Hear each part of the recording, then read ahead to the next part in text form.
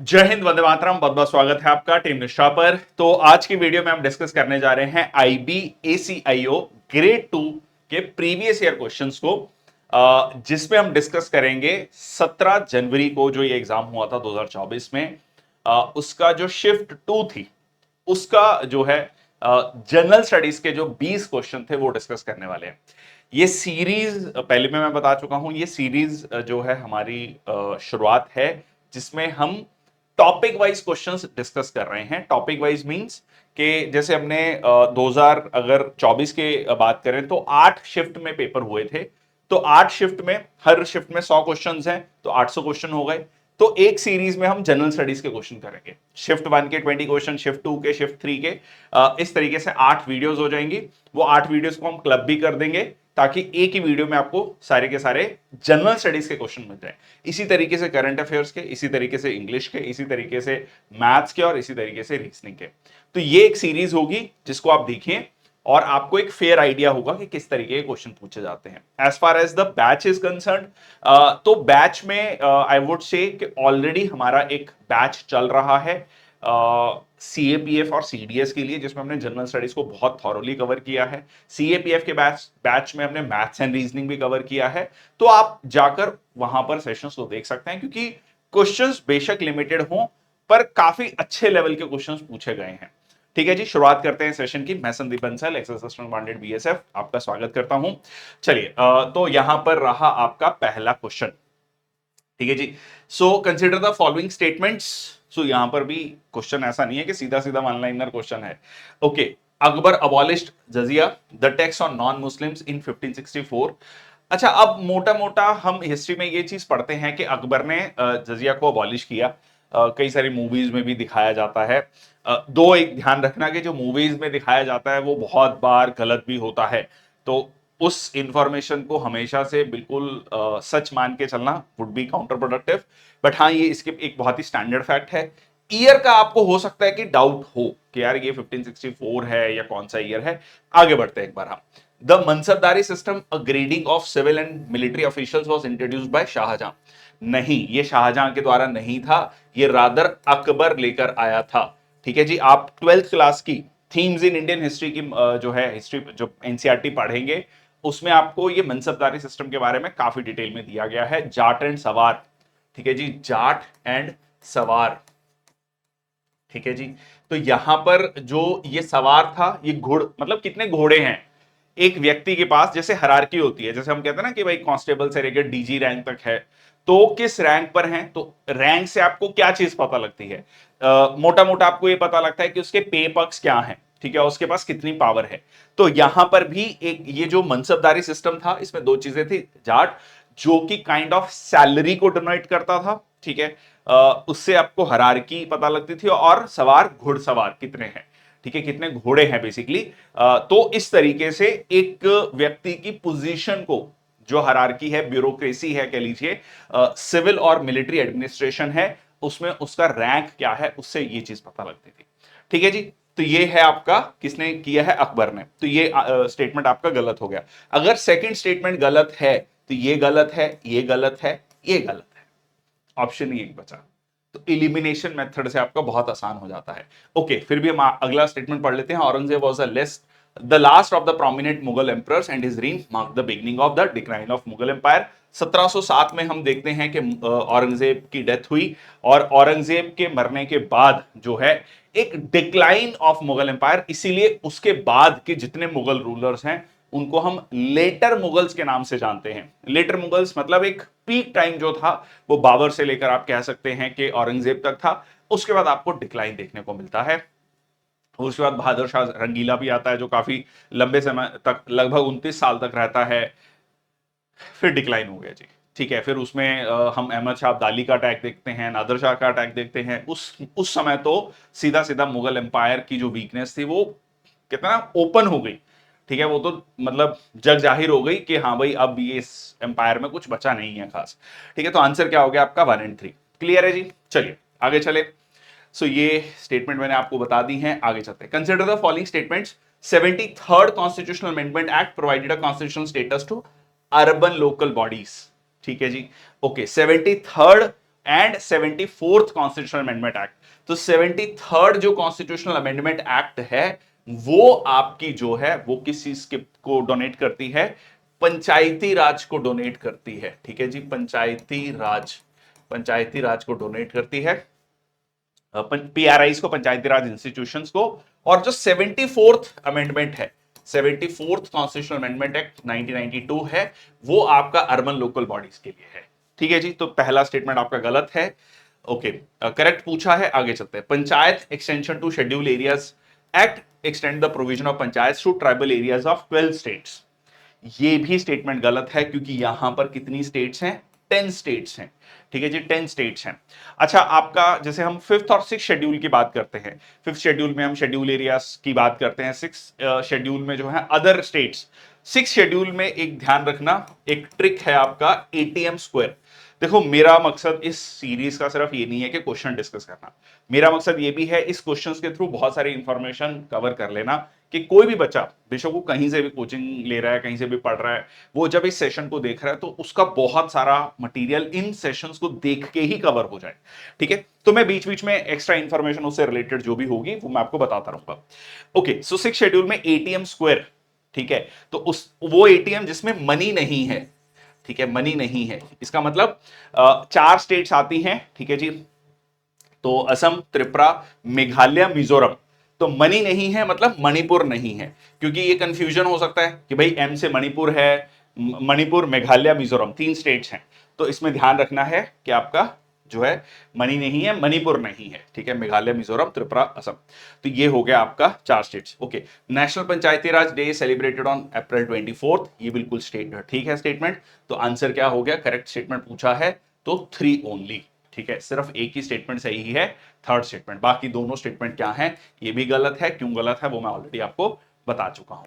चलिए आगे चलते हैं।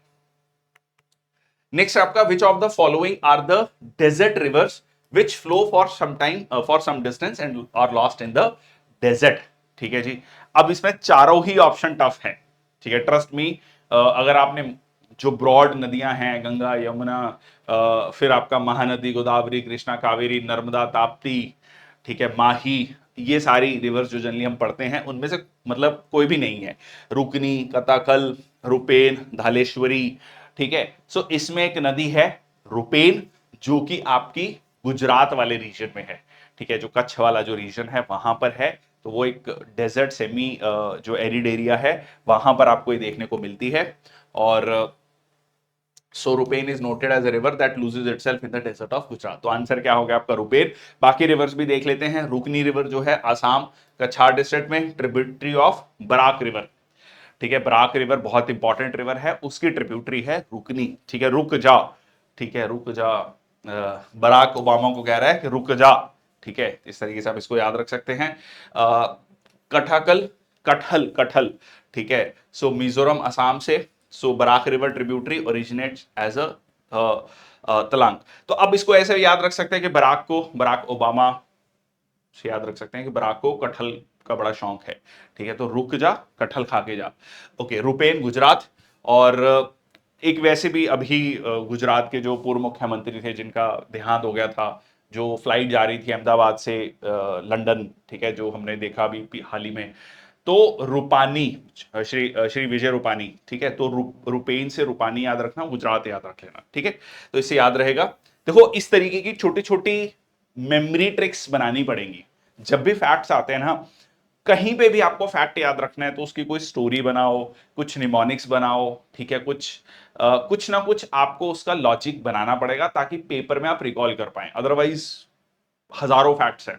ठीक है, it becomes very difficult to remember these facts. ठीक है, so little run of Kutch not Arabian sea. Dhaleshwari जो है वो Bangladesh, so distributary of Jamuna flows entirely within the Bangladesh. ठीक है जी, चलिए ओके।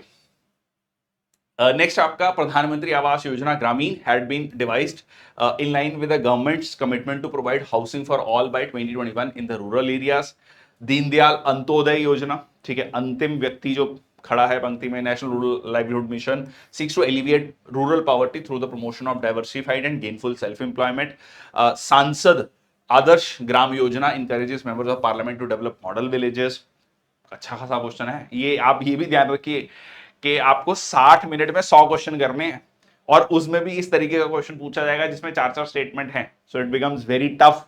ठीक है, पेपर में आपको यह समझना है कि पेपर तो टफ है, जो सबसे बड़ा चैलेंज है इस एग्जाम में वो है टाइम। अगर आपको लगता है पढ़ के कि नहीं आप सॉल्व कर पाएंगे, आपको नहीं श्योर है, तो लीव दैट क्वेश्चन। मेरी सजेशन है कि उन क्वेश्चन पे फोकस करना पहले में, कि पहला क्या मतलब, वैसे 60 मिनट में ज्यादा टाइम भी नहीं मिलेगा कि रिव्यू करने का मौका मिले, बट फिर भी पहले गो में वो करने हैं जो आप बिल्कुल आपको श्योर है, उसको करते जाना। एनीवेज, हम पहले क्वेश्चन देखते हैं। सांसद आदर्श ग्राम योजना के मॉडल, जो भी मेंबर ऑफ पार्लियामेंट्स हैं वो मॉडल विलेजेस को डेवलप करें, वो एक एक गांव पकड़े और उसको एक मॉडल विलेज के रूप में डेवलप करें। So, e-Panchayat project is an initiative for the digitization of all panchayats in the country, enhancing the transparency and accountability. अब देखो, मोटा मोटा थर्ड और फोर्थ स्टेटमेंट देखने से सही लग रही है, ठीक है, कि भाई ई पंचायत एक इनिशिएटिव है जिसमें डिजिटाइजेशन करना है, सांसद आदर्श ग्राम योजना जिसमें मेंबर ऑफ पार्लियामेंट्स जो हैं मॉडल विलेजेस को डेवलप करेंगे। सो 3-4 ठीक है, तो ये क्रॉस हो गया, ठीक है। अच्छा, ये जो है 2021 नहीं था, ये 2022 था, ठीक है, तो ये आपका क्रॉस हो गया। एंड दीनदयाल अंत्योदय योजना, इसमें भी अगर सेकंड स्टेटमेंट भी देखोगे तो वो भी आपको ब्रॉडली सही लग रही है, क्योंकि उसमें क्या है कि भाई नेशनल रूरल लाइवलीहुड मिशन में एक गेनफुल एम्प्लॉयमेंट देना लोगों को, ठीक है, खासकर उससे क्या होगा, रूरल पॉवर्टी को हम एलिवेट, मतलब उसको खत्म करना। तो ये भी आपका स्टेटमेंट सही है। तो आंसर क्या हो गया आपका 2, 3, 4, ठीक है। तो 3 स्टेटमेंट आपकी यहां पर करेक्ट है। आंसर क्या हो गया 3, मतलब 2, 3, 4। ओके, सो ये जो प्रधानमंत्री Awas Yojana Gramin to achieve housing for all by 2022 rural areas में लॉन्च हुई थी 2016 में, with the target of constructing pucca houses with the basic amenities for all rural households. ठीक है, तो ये है, ठीक है जी, आगे चलते हैं। Which of the following dynasty is known as the slave dynasty? बहुत ही स्टैंडर्ड फैक्ट, ठीक है, Khilji dynasty, Lodhi dynasty, Mamluk dynasty, Tughlaq dynasty, ठीक है। तो ये एक बहुत ही स्टैंडर्ड फैक्ट है, ये है आपका मामलुक डायनेस्टी। अच्छा, इसकी भी ट्रिक देख लो, एक इसकी ट्रिक है South Korea to Sri Lanka, sorry South Korea to Sri Lanka, ये Mamluk South Korea to Sri Lanka. So slave dynasty, ठीक है जी, that is Mamluk dynasty also, Khilji dynasty, Tughlaq dynasty, Sayyid dynasty, Lodhi dynasty, ठीक है। तो दिल्ली सल्तनत में हम 5 डायनेस्टीज की बात करते हैं, तो पांचों की मैंने आपको ट्रिक बता दी है। Slave dynasty, that is Mamluk dynasty, Khilji dynasty, Tughlaq dynasty, फिर आपका सैयद, और फिर हो गया लोधीज, ठीक है जी। So Mamluk dynasty was the first dynasty established by Qutbuddin Aibak, a slave of Mohammad Ghori. Clear है? चलो आगे चलते हैं। The council of ministers is collectively responsible to the Lok Sabha, एक बहुत ही स्टैंडर्ड फैक्ट है। अगर ये लिखा होता council of ministers is collectively responsible to parliament, तो वो स्टेटमेंट पार्शियली करेक्ट इनकरेक्ट होती, फिर वो आपको ऑप्शन से देखना पड़ता। एक बार ये क्वेश्चन आपका एक स्टेटमेंट पूछा गया था सीडीएस या सीएपीएफ के एग्जाम में, ठीक है। Okay, the total number of ministers including the prime minister in the council of ministers shall not exceed 20% of the total number of the house of people. अब बहुत अगेन स्टैंडर्ड फैक्ट, ठीक है, Lok Sabha house of people that is Lok Sabha, तो यहां पर 20% नहीं है, मतलब टोटल जितनी स्ट्रेंथ है, जैसे 543 मेंबर्स हैं, उसका 15%, तो लगभग 81 या 82 बैठता है, तो उतने ही काउंसिल ऑफ मिनिस्टर्स हो सकते हैं। काउंसिल ऑफ मिनिस्टर्स क्या होते हैं? इसमें कैबिनेट मिनिस्टर भी आते हैं, मिनिस्टर ऑफ स्टेट जिसको राज्य मंत्री भी कहा जाता है, minister of state independent charge, राज्य मंत्री स्वतंत्र प्रभार कहा आपने सुना होगा कई बार, और एक डिप्टी मिनिस्टर्स हैं, अभी कोई डिप्टी मिनिस्टर नहीं है, तो ये काउंसिल ऑफ मिनिस्टर्स में आते हैं। तो यहां पर ये क्या है 15% है, तो ये आपका क्रॉस हो गया, ये सही है। अगर सेकंड स्टेटमेंट गलत है तो ये स्टेटमेंट गई है, ऑप्शन ही एक बचा। एनीवेज आगे भी देख लेते हैं। The president, Okay, the president can proclaim a national emergency only after receiving a written recommendation from the cabinet. बिल्कुल ठीक है। ये जब आपका इमरजेंसी लगी थी 1975 में 25 जून 1975 को, तो उसके बाद जब आपका मुरारजी देसाई उनकी गवर्नमेंट बनती है, तो 44th कॉन्स्टिट्यूशनल अमेंडमेंट एक्ट 1978 जब आता है, जिसमें 42nd कॉन्स्टिट्यूशनल अमेंडमेंट एक्ट 1976 के बहुत सारे जो बदलाव किए गए थे उसको ठीक किया जाता है। 42nd कॉन्स्टिट्यूशनल अमेंडमेंट एक्ट 1976, तो इसको ऐसे याद रखना, 4 + 2 6, ठीक है। 44th कॉन्स्टिट्यूशनल अमेंडमेंट एक्ट 1978, तो 4 + 4 8, ठीक है। तो इस तरीके से आप याद रखना। तो 44th में ये लाया गया था कि रिटर्न रिकमेंडेशन चाहिए कैबिनेट की, तो यहां पर कैबिनेट वर्ड यूज किया गया, बिल्कुल ठीक है। The council of minister must have members from both houses of parliament. देखो अब यहां पर मैंडेटरी नहीं है कि जो काउंसिल ऑफ मिनिस्टर्स हैं वो दोनों सदनों से ही आएंगे।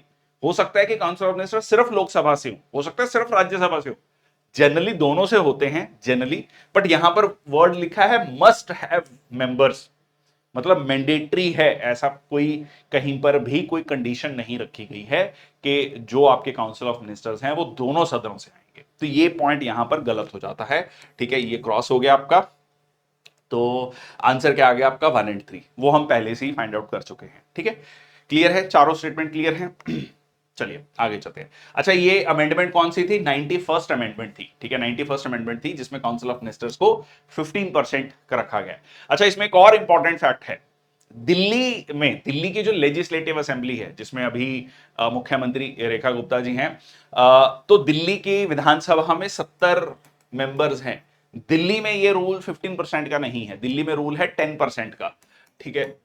तो दिल्ली के मुख्यमंत्री को मिलाकर जो टोटल मंत्रिमंडल है वो 7 मंत्री ही हो सकते हैं दिल्ली में, ठीक है। तो दिल्ली में मुख्यमंत्री को मिलाकर 7 मंत्री ही हैं, इससे ज्यादा नहीं हो सकते, ठीक है। मैक्सिमम जो है कैबिनेट 10% है, तो ये एक एक्सेप्शन है, इसको ध्यान रखना। Okay, the Harappan site of Indus valley civilisation was excavated by Harappan. Harappa से याद रखो, हड़प्पा कहां पर बोला जाता है? पंजाब में, ठीक है। तो हड़प्पा साइट कहां पर है? पाक, जो अभी पंजाब पाकिस्तान में है, उसमें ये जो साइट है। और ये किन्होंने मतलब एक्सकेवेट की थी? राय बहादुर दयाराम साहनी। अच्छा, साहनी सरनेम भी जनरली पंजाब में देखने को मिलता है, तो उस तरीके से आप इसको रिलेट कर सकते हैं। मेरा मतलब मकसद सिर्फ यहां पर ये है कि आप कैसे इसको याद रखें। तो हड़प्पा से मैंने हड़प्पा किया, हड़प्पा पंजाब में, ये साइट भी पंजाब में है हड़प्पा वाली। और मोहनजोदाड़ो सिंध में आ जाता है, ठीक है। मोहनजोदाड़ो मतलब 2 बड़े जो शहर हम देखते हैं। और उसके बाद जो है आपका साहनी जी जो हैं उन्होंने ये किया, ठीक है। Okay, so Rai Bahadur Dayaram Sahni was the first archaeologist to excavate the Harappan site. और इसके बाद under the supervision of archaeological survey of India, Harappa in present day Pakistan Punjab led the discovery of first evidence of Indus valley civilisation. John Marshall जो थे was the then director general of ASI, and R D. Banerjee credited with discovering the Mohenjodaro. तो इसको भी आप ऐसे याद रख लो, RD. Banerjee, Banerjee Bengal से और इधर सिंध, बिल्कुल 2 ओपोजिट हैं। अगर हम अनडिवाइडेड इंडिया की बात करें तो वो दोनों ओपोजिट हैं। तो यहां पर जो एक आर.डी. बैनर्जी बंगाल से हैं, वो जाकर सिंध में जो एक बहुत इंपॉर्टेंट साइट है मोहनजोदाड़ो, उसको जो है एक्सकवेट करते हैं। M G Majumdar also contributed to the exploration of Sindh region but was not the first excavator. Which of the following state has the lowest sex ratio as per 2011 census? अच्छा, इसमें भी ना इस क्वेश्चन को बड़ा स्मार्टली बनाया गया है, क्योंकि जनरली जब लोएस्ट सेक्स रेशियो की हम बात करते हैं तो जो है हमारे दिमाग में जनरली जो स्टेट्स आती हैं हरियाणा, पंजाब, मतलब नदर्न स्टेट्स जो आती हैं। बट इसमें ना कोई भी वो स्टेट ही नहीं दी है। इन्होंने कहा है इन 4 स्टेट में सबसे कम जो है सेक्स रेशो कहां पर है। सो केरल, मिजोरम, छत्तीसगढ़, उड़ीसा। तो इसमें जो है जो सबसे कम जो है सेक्स रेशो है वो है आपकी मिजोरम में, ठीक है जी। तो यहां पर जो है ये आप प्लीज इसको ठीक कर लीजिएगा, ये मिजोरम है। I am really sorry for that, ठीक है। ये मिजोरम है, यहां पर गलत तरीके से मेंशन हो गया है। यहां पर आप देख सकते हैं, ये रहा मिजोरम 975, ठीक है। So as per the 2011 census the sex ratio for the states listed, Kerala का हाईएस्ट था, मिजोरम, छत्तीसगढ़ का 991 और उड़ीसा का 978, और पंजाब हरियाणा तो बिल्कुल आखिरी में है, ठीक है। तो इसलिए ठीक है, ये आंसर इसका मिजोरम है। क्लियर है, बिल्कुल कंफर्म है, ठीक है। तो ये थोड़ा सा गलती हो गई है। Okay, which of the following statement is correct? ठीक है जी। A statutory bodies are established by an act of parliament. देखो, स्टैट्यूटरी बॉडीज का जो नाम आया है वो आया ही स्टैट्यूट से है। स्टैट्यूट मतलब लॉ। वो संस्था, वो एजेंसी, वो ऑर्गेनाइजेशन जो कानून पास होने के बाद बनी है, ठीक है, तो वो क्या होगी, स्टैट्यूटरी बॉडी होगी जो स्टैट्यूट के बाद बनी है, ठीक है, तो ये बिल्कुल ठीक है। So statutory bodies are established by an act of parliament. So constitutional bodies derive their powers from the constitution. अच्छा, पहली स्टेटमेंट में ना थोड़ा सा टेक्निकली अगर आप देखेंगे थोड़ा टेक्निकली रॉन्ग भी है, ठीक है। क्यों रॉन्ग है? क्योंकि statutory bodies are established by an act of parliament. There can be statutory bodies which can be established by an act of state legislature also. यहां पर अब पार्लियामेंट की बात करती है तो हम ब्रॉडली ये मान के चल रहे हैं कि एक लेजिस्लेटिव बॉडी की बात कर रहे हैं यहां पर, ठीक है। अगर आप थोड़ा सा और थोड़ा कानून के अगर स्टूडेंट हैं, लॉ के स्टूडेंट हैं और पॉलिटी आपने अच्छे से पढ़ा है और थोड़ा सा आप टेक्निकली देखेंगे तो यहां पर आइडली मतलब स्टेट लेजिस्लेचर जो है, जो विधानसभा है, वो भी स्टैट्यूटरी बॉडी बना सकता है, कानून पास करके वो स्टेट के लिए अपने बना सकता है। एनीवेज, ठीक है, ये सही है आपका। Constitutional bodies drive there powers from the constitution, ठीक है। संवैधानिक संस्थाएं जो अपनी पावर्स डिराइव करते हैं कॉन्स्टिट्यूशन से। Election commission of India, controller and auditor general, बहुत सारी बॉडीज हैं इसको लेकर। National commission for schedule caste, schedule tribe, national commission for backward classes, ठीक है। तो ये सारी बॉडीज क्या है, कॉन्स्टिट्यूशनल बॉडीज हैं, बिल्कुल ठीक है, और अपनी पावर को डिराइव करती हैं। तो यहां पर क्या हो गया, both A and B is true, ठीक है, दोनों ही स्टेटमेंट यहां पर सही है, ठीक है जी। Who assassinated the king Brihadratha of the Mauryan empire, ठीक है जी, मौर्यन एम्पायर का लास्ट राजा, ठीक है, कौन था, किंग ब्रिद्रथ। उसको किसने मारा, वैशेषिका, कुजल खादफसिस, पुष्यमित्र शुंग और कनिष्क। उसके बाद कौन सी डायनेस्टी आती है, मौर्यस के बाद शुंग डायनेस्टी, ठीक है, शुंग के बाद कन्वा डायनेस्टी।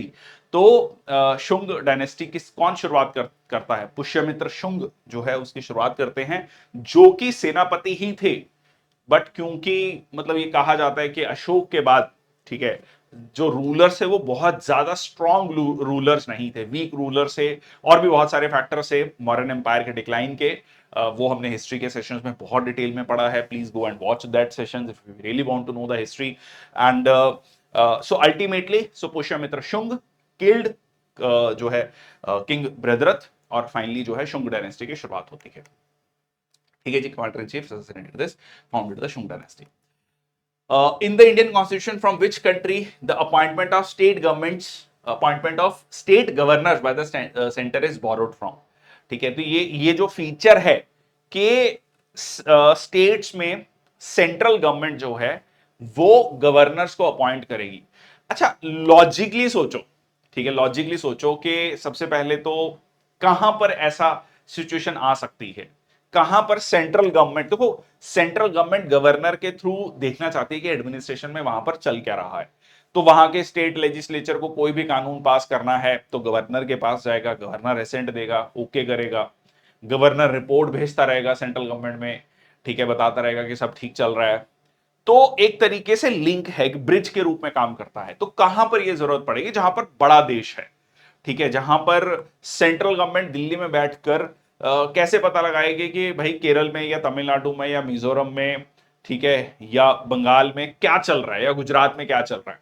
तो यहां पर जो है बड़ा स्टेट होना चाहिए, मतलब बड़ा कंट्री होना चाहिए। मेरा आइडिया आपको सिर्फ ये कहने का है कि कई बार आप इस क्वेश्चन को रटने के बजाय लॉजिकली सोचो कि कोई चीज कहां से क्यों आई है, ठीक है, वहां पर भी कुछ ऐसी कंडीशंस रही होंगी, ठीक है जी। तो ये आपको मिलता है कहां पर, कनाडा में। इनमें सबसे बड़ा देश है कनाडा, ये फीचर भी कनाडा से ही आया है।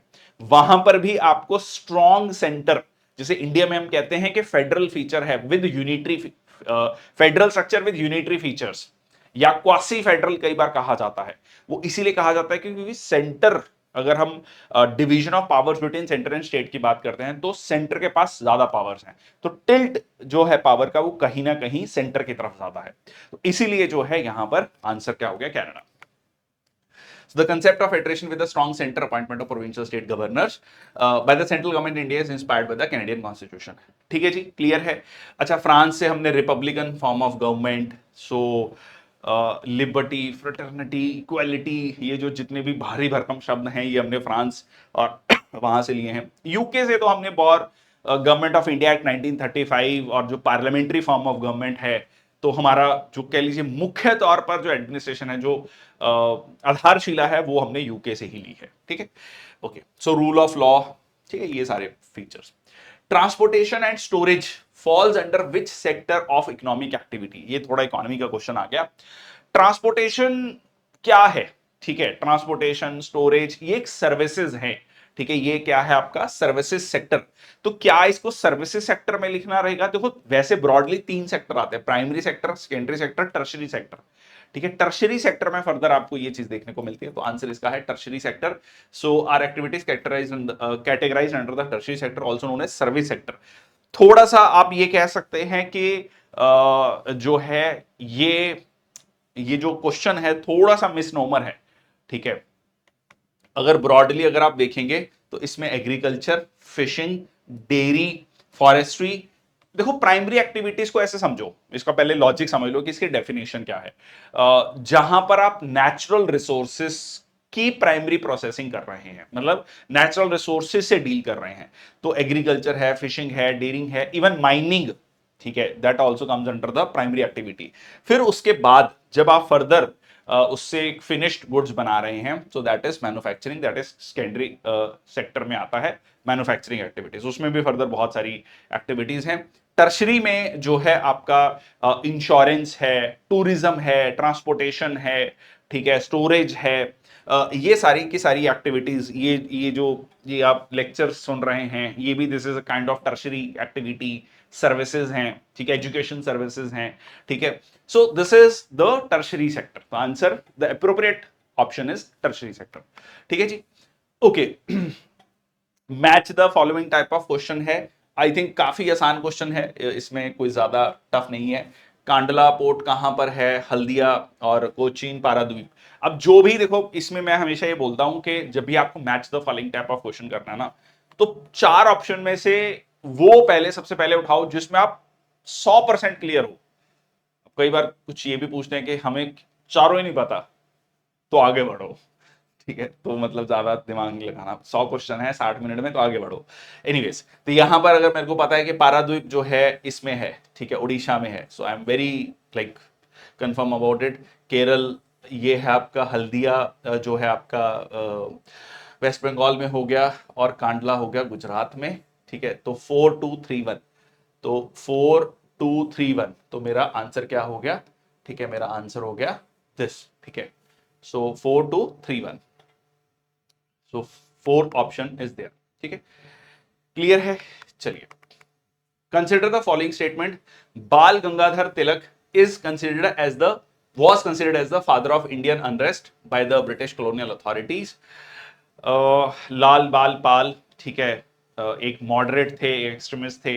1885 जब इंडियन नेशनल कांग्रेस बनती है, और 1907 में जब जो मॉडरेटर और एक्सट्रीमिस्ट हैं अलग हो जाते हैं, सूरत स्प्लिट जिसे हम कहते हैं, तो इस लगभग 22 साल में एक 2 गुट उभर कर आते हैं कांग्रेस में, ठीक है जी। सो नरम दल और गरम दल कई बार उसको कहा जाता है। Dadabhai Naoroji is known as the grand old man of Indian politics, was the first one to calculate the national income of India. इन्होंने ही वो जो जो है ब्रेन ड्रेन कह सकते हैं, जो कैसे ड्रेन हो रहा है रिसोर्सेज का इंडिया से, कैसे ब्रिटिशर्स इंडिया से लूट मचाकर जा रहे हैं, तो ये सारा चीजें जो हैं दादा भाई नौरोजी ने ही रखी। Subhash Chandra Bose went on to lead the Indian National Army after resigning from the presidency of the Indian National Congress, बिल्कुल ठीक है जी। वो त्रिपुरी सेशन, पट्टाभी सीतारमैया इनके सामने होते हैं, जिनको गांधी जी सपोर्ट करते हैं, बट जीत जाते हैं सुभाष चंद्र बोस। तो पट्टाभी सीतारमैया की हार के बाद गांधी जी कहते हैं कि ये पट्टाभी सीतारमैया की हार नहीं, ये मेरी हार है। ये स्टोरी हमने हिस्ट्री के सेशंस में काफी डिटेल में पढ़ी है। फिर उसके बाद जब एक कन्फ्लिक्ट आ जाता है, तो नेताजी जो है छोड़ के चले जाते हैं, फिर सेकेंड वर्ल्ड वॉर शुरू हो जाती है। तो आफ्टर दैट जो है फिर वो जो है जर्मनी की हेल्प लेते हैं और जापान की हेल्प लेते हैं, इंडियन नेशनल आर्मी को, आईएनए को हेड करते हैं, ठीक है, बिल्कुल ठीक है, ये भी सही है, ये भी सही है, ठीक है। Bhagat Singh was one of the youngest freedom fighters of India, member of Hindustan Socialist Republican Association, HSRA, बिल्कुल ठीक है जी। तो यहां पर ये चारों ही स्टेटमेंट सही हैं, ठीक है, चारों ही स्टेटमेंट सही हैं, ठीक है। सो बाल गंगाधर तिलक को फादर ऑफ इंडियन अनरेस्ट क्यों कहा जाता है? क्योंकि शुरुआत में जब बंगाल पार्टीशन हुआ और शुरुआत में ब्रिटिशर्स के खिलाफ सारी की सारी जो मूवमेंट है, लीड किसने की है? वो बाल गंगाधर तिलक ने की है, ठीक है जी। चलिए, consider the following statement. Okay, So Hadith literature is a record of the sayings and deeds of Prophet Muhammad. Sufism is a mystical Islamic belief system that seeks direct personal experience with the God. Five pillars of Islam constitute the basic acts considered mandatory for Muslims. Chishti order is one of the four major Sufi orders of Islam that originated in Chishti, a small town in Rawalpindi, Pakistan. Okay सबसे पहले तो हदीत literature देखो, हदीत का ये है कि भाई सबसे ऊपर कुरान है, ठीक है जी, और हदीत में जो प्रॉफिट मोहम्मद थे, पैगंबर साहब थे, उनकी टीचिंग्स के बारे में यहां पर लिखा गया है। तो दो सबसे इंपॉर्टेंट टेक्स्ट अगर हम माने इस्लाम में, मुस्लिम्स में, तो वो सबसे पहले आपका कुरान है, देन आपका जो है हदीत है, ठीक है। तो ये बिल्कुल ठीक स्टेटमेंट है। सूफिज्म थोड़ा सा चीजों को अलग तरीके से परसीव करता है, ठीक है जी। सूफिज्म बिलीफ सिस्टम है जो कहता है कि सीधा हम भगवान से जुड़े हुए हैं। इवन सूफिज्म की अगर आप थ्योरी पढ़ेंगे तो उसमें जो सबसे खराब दिन है वो कौन सा है? जब जन्म होता है। थोड़ा सुनने में अजीब लग रहा होगा। और जो सबसे अच्छा दिन है जब सूफी व्यक्ति जो है जब वो इस दुनिया से चला जाता है। अब वो बेसिकली क्या कहते हैं कि जब जन्म होता है, जैसे बाबा फरीद लिखते हैं कि जे दे नाड़ा कट्या, मतलब बेसिकली वो अम्बिलिकल कॉर्ड जब काटते हैं तब बेसिकली आप भगवान से कट गए हो और इस दुनिया में आ गए हो काइंड ऑफ दुख भोगने के लिए, ठीक है। तो आपको बहुत सारा बेसिकली आप भगवान से दूर हो, और जब आप फाइनली जब आपकी डेथ होती है तब आप उस भगवान के साथ लीन हो गए हो दोबारा से, ठीक है। तो ये थोड़ा फिलॉसफी है। तो यहां पर direct personal experience with the God कही गई है, तो इसको कई बार सॉफ्ट इस्लाम के रूप में भी देखा जाता है। तो बिल्कुल ठीक है statement. Five pillars of Islam constitute the basic acts जो मैंडेटरी है मुस्लिम्स के लिए, जिसमें मुख्यतः अगर हम देखें जैसे कि है नमाज पढ़ना, 5 वक्त की नमाज पढ़ना, जक़ात, ठीक है, जिसमें कि जो है चैरिटी, ठीक है, लगभग 2.5% जो है चैरिटी करना, आपकी जो भी इनकम है उसका 2.5%, और जो है मक्का जाना, ठीक है, लाइफ टाइम में एक बार मक्का जाना। तो ये हो गया आपका 5 पिलर्स हैं, ठीक है। और चिश्ती ऑर्डर ये भी आप, ये सही नहीं है क्योंकि ये रावलपिंडी में नहीं है। जो ये चिश्ती है ये रावलपिंडी में नहीं है, ये कहां पर है? ये है आपका अफगानिस्तान में, ठीक है। अफगानिस्तान में हेरात जो वहां पर डिस्ट्रिक्ट है, वहां पे ये टाउन है, वहां से ये चिश्ती सिलसिला शुरू हुआ है। सिलसिला मतलब जीनियोलॉजी, मतलब इसको ऐसे समझ लो कि एक गुरु है, फिर उसका गुरु, फिर इस तरीके से, ठीक है। जो चेन, बेसिकली सिलसिला मतलब चेन। तो ये आपका गलत हो गया, ये सही है। पहली 3 स्टेटमेंट सही है, तो आंसर क्या हो गया आपका? 1 2 3, ठीक है। तो मैंने काफी डिटेल में ये डिस्कस कर लिया है। I hope the things are clear, ठीक है। ये मैंने आपको बता दिया, सूफिज्म वाला बता दिया। हाँ, सूफिज्म में जैसे जिक्र करना, जिक्र भी कहा जाता है, जिक्र भी कहा जाता है, हम कहते हैं ना उसका जिक्र, जिक्र मतलब remembrance of God, meditation. 5 pillars क्या है? शहाद, फेथ, ठीक है जी, सलाह, प्रेयर, ठीक है, और जक़ात, हाँ, फास्ट रखना, ठीक है, रमजान के महीने में फास्ट रखना, और देन आपका हज करना। तो ये हो गए 5 इंपॉर्टेंट ड्यूटीज। और चिश्ती जो सिलसिला है वो कहां पर है? अफगानिस्तान में, मतलब जो चिश्ती टाउन है वो कहां है? अफगानिस्तान में। Which of the following were the negative effects of green revolution? Green revolution के दुष्प्रभाव आप कह लीजिए क्या है? Increase economic disparity among the regions. देखो, ये कहा जाता है ना कि हरित क्रांति पंजाब, हरियाणा, वेस्टर्न यूपी तक ही सीमित रही। तो बिहार, झारखंड, जो प्रेजेंट है Jharkhand, West Bengal, eastern part of the country में, उड़ीसा, वहां तक हरित क्रांति नहीं पहुंची, उसके बेनिफिट्स नहीं पहुंचे। तो ये बिल्कुल ठीक है जी। डेफिशिएंसी ऑफ माइक्रोन्यूट्रिएंट्स, क्योंकि इतना ज्यादा फर्टिलाइजर्स यूज हो रहे हैं, तो इन फर्टिलाइजर्स को जब आप यूज कर रहे हैं, पेस्टिसाइड्स को यूज कर रहे हैं, इंसेक्टिसाइड्स को यूज कर रहे हैं, तो बहुत सारे माइक्रोन्यूट्रिएंट्स भी खत्म हो जा रहे हैं, ठीक है। तो ये बिल्कुल ठीक है। और डिप्लीशन ऑफ ग्राउंड वाटर, क्योंकि बहुत एक्सेस वाटर आपने rice and wheat cultivation, rice paddy cultivation किया, धान की खेती की, खासकर पंजाब हरियाणा में जो कंपैरेटिवली ड्राई इलाके हैं, जो इस धान की खेती के लिए नहीं बने, तो आपने पानी निकाला, देना शुरू कर दिया, और अब पंजाब हरियाणा में जो ग्राउंड वाटर लेवल है वो अलार्मिंग लेवल्स पे पहुंच चुका है। बिल्कुल ठीक।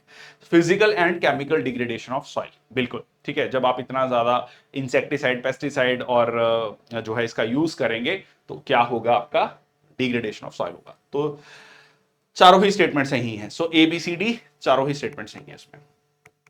Okay, constitution of India डेजिग्नेट्स Hindi in Devanagari script. ठीक है, आजकल हम हिंदी एक काइंड ऑफ लैटिन स्क्रिप्ट में भी लिखते हैं अंग्रेजी में, so specifically Devanagari script as the official language of the government of India. बिल्कुल ठीक है जी।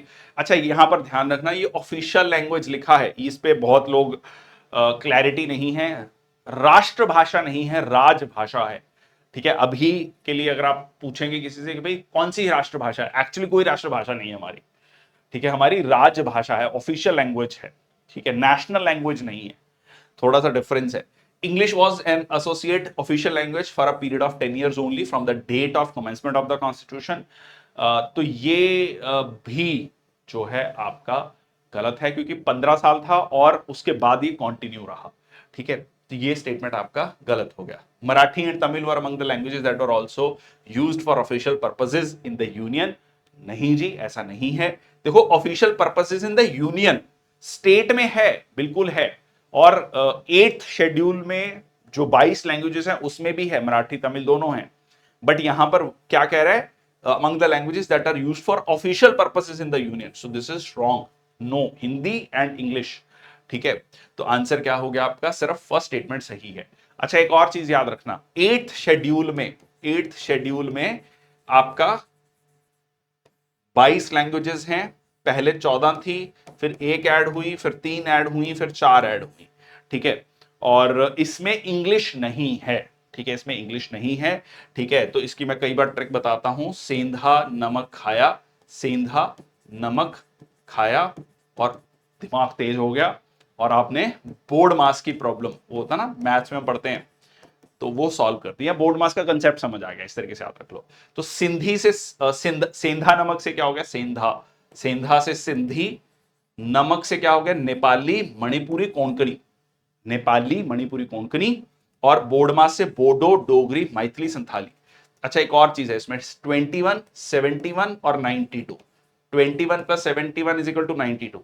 तो ये 21st कॉन्स्टिट्यूशनल अमेंडमेंट एक्ट में है, ये 71st कॉन्स्टिट्यूशनल अमेंडमेंट एक्ट में है, और ये 92nd कॉन्स्टिट्यूशनल अमेंडमेंट एक्ट में ये 4 लैंग्वेजेस ऐड। तो बहुत ही बढ़िया ट्रिक है, याद रहेगा हमेशा के लिए। सो 21st में सिंधा सिंधी लैंग्वेज, 71st में नेपाली मणिपुरी कोंकणी, तो 21 प्लस 71 इज इक्वल टू 92, 92 में बोडो डोगरी मैथिली संथाली। चलिए, काफी इंफॉर्मेशन हमने कलेक्ट कर ली, आगे चलते हैं। South Asian free trade area agreement was signed to promote trade and economic cooperation among the SAARC countries. SAARC क्या है, South Asian Association for Regional Cooperation. ठीक है, तो जिसमें इंडिया, पाकिस्तान, बांग्लादेश, नेपाल, भूटान, श्रीलंका, ये सारी कंट्रीज आती हैं। तो ये बिल्कुल ठीक है, साफ्टा एग्रीमेंट साइन किया गया था। बायलेटरल जो ट्रेड है इंडिया और पाकिस्तान के बीच में, वो बढ़ा, 1.35 बिलियन डॉलर्स हुआ है during April to December 2022 as against this in the whole year.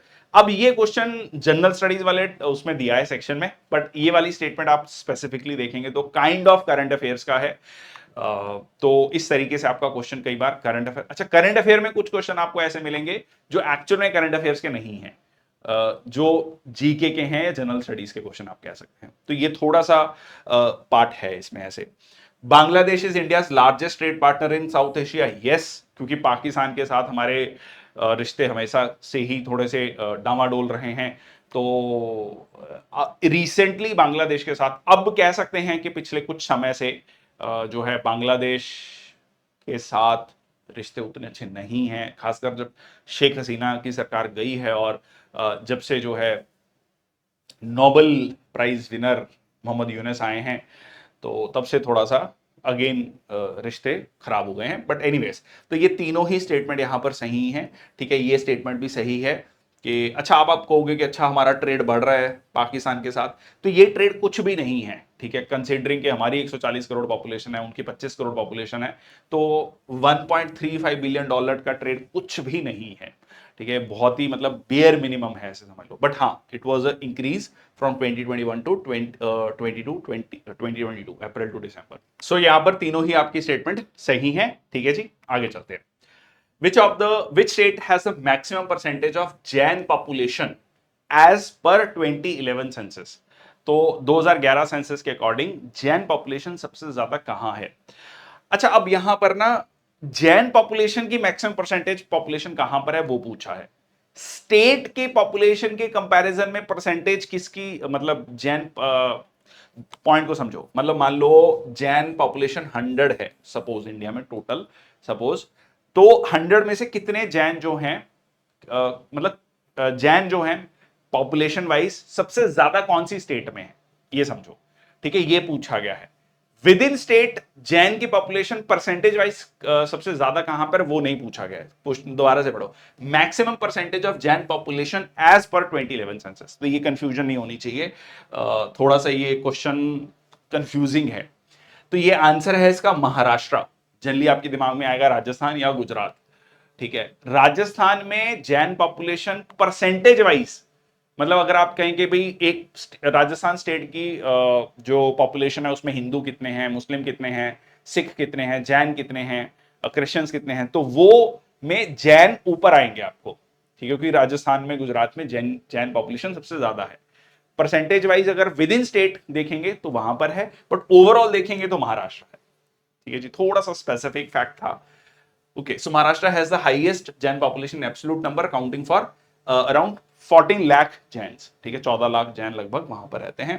While the states like Rajasthan and Gujarat have high proportion of Jain relative to their population in terms of absolute numbers, Maharashtra ranks first. Okay, last question of this video. Consider the following statement: Eastern Ghats and Western Ghats meet at the Nilgiri Hills. Thar desert is the most densely populated desert in the world. तो सबसे पहले तो eastern घाट और western Ghats Nilgiri hills पे। अब ये देखो CDS का क्वेश्चन है, एक बार सीडीएस में सीधा यही पूछा गया था, ईस्टर्न घाट्स और वेस्टर्न घाट्स कहां पर मिलते हैं, 4 option, Nilgiri hills, cardamom hills, Annamalai hills, ऐसे करके 4 ऑप्शन था। तो इसलिए ये क्वेश्चन बैंक बहुत सारे एग्जाम में आपको हेल्प करेगा। ठीक है, तो ये बिल्कुल ठीक है जी। और Thar desert most densely populated desert है, जी हाँ, क्योंकि थोड़ी बहुत बारिश हो जाती है, थोड़ी बहुत कल्टीवेशन भी है, तो उतना रफ नहीं है। अगर आप सहारा डेजर्ट देखें, अरेबियन डेजर्ट देखें, बहुत मुश्किल है, खासकर सहारा डेजर्ट में सरवाइव करना। नामिब डेजर्ट जो है, Atacama desert, one of the driest desert. ठीक है, तो ये कुछ डेजर्ट्स हैं जिनमें बहुत कम पॉपुलेशन मिलती है। So Thar desert is the most densely populated desert in the world. So Patkai Bum या Patkai Purvanchal range are the part of eastern Himalaya. ठीक है जी, ये पूर्वांचल को don't confuse it with the eastern UP, it is Purvanchal range की बात हो रही है, that is a part of eastern Himalayas. बिल्कुल ठीक है जी। और Satpura range is formed by a series of scarped plateaus on the south, generally at an elevation of varying between 300 to 400 metre of the mean sea level. सबसे पहले तो ये थोड़ा सा गलत है ये फैक्ट। अच्छा, ये क्या है, ये स्कार्प्ड प्लेट्यूज। सबसे पहले प्लेट्यू क्या होता है, पठार। ठीक है, पठार को, ये होता है आपका पठार। ठीक है, एलिवेटेड टेबल लैंड, जो जिसका सरफेस ऊपर से फ्लैट है। ये क्या हो गया, एक तरीके से माउंटेन हो गया। ठीक है, हिल हो गया, ये हो गया आपका प्लेट्यू। अच्छा, अब ये क्या होता है, स्कार्प्ड प्लेट्यू, स्पार्क बोल रहा हूं। ठीक है, बेसिकली एक साइड जिसकी बहुत ज्यादा स्टीप हो। ठीक है, एक साइड जो है बहुत ज्यादा स्टीप हो, उसको बोलते हैं स्कार्प्ड प्लेट्यूज। ठीक है, तो ये सही है, बट एक तो ये it is on the south नहीं है, it is on the north, मतलब डेक्कन प्लेट्यू के नॉर्थ में है सतपुड़ा रेंज। ठीक है, और दूसरा हो गया इसकी एलिवेशन। ठीक है, तो ये स्टेटमेंट आपकी गलत है। ठीक है, सो अच्छा, सतपुड़ा रेंज को हम 3 पार्ट्स में डिवाइड करते हैं, कमेंट सेक्शन बॉक्स में लिखना। एक आज का एक क्वेश्चन मैं आपसे पूछ रहा हूं, जल्दी ये मैं बाकी सीरीज में अपने YouTube के जितने भी सेशंस होते हैं उसमें ये क्वेश्चन जरूर करता हूं कि कुछ कुछ क्वेश्चन आपसे पूछूंगा जिसका आंसर आपको कमेंट सेक्शन बॉक्स में लिखना है। ठीक है, तो सतपुड़ा में भी फर्दर 3 रेंजेस हम देखते हैं, वो क्या क्या है वो कमेंट सेक्शन बॉक्स में आप लिखोगे। तो आंसर क्या हो गया इसका, 1 2 3, क्योंकि चौथा स्टेटमेंट क्या है, गलत है। 1 2 3 पहली 3 स्टेटमेंट सही है। ठीक है जी, तो ये था आपका आज का सेशन। बहुत बहुत धन्यवाद, thank you so much. I hope ये वीडियो आपको अच्छा लगा। ये 20 क्वेश्चन नहीं थे, ये 20 क्वेश्चन से हमने बहुत सारी इंफॉर्मेशन, बहुत सारी नॉलेज कलेक्ट कर ली है, हो सकता है। अच्छा, और एक चीज, आप जब प्रीवियस ईयर क्वेश्चन को देखेंगे IBACAO एग्जाम के, बहुत सारे क्वेश्चन रिपीट हो रहे हैं, तो ये सीरीज आपकी ऐसे नहीं जाएगी। ये सीरीज आपके, हो सकता है कि कुछ कुछ क्वेश्चन आपको सीधा सीधा पेपर में मिल जाए। ठीक है जी, और इंटेंट भी इस सीरीज को बनाने का ये है। That's all from my side, thank you so much, जय हिंद, वंदे मातरम।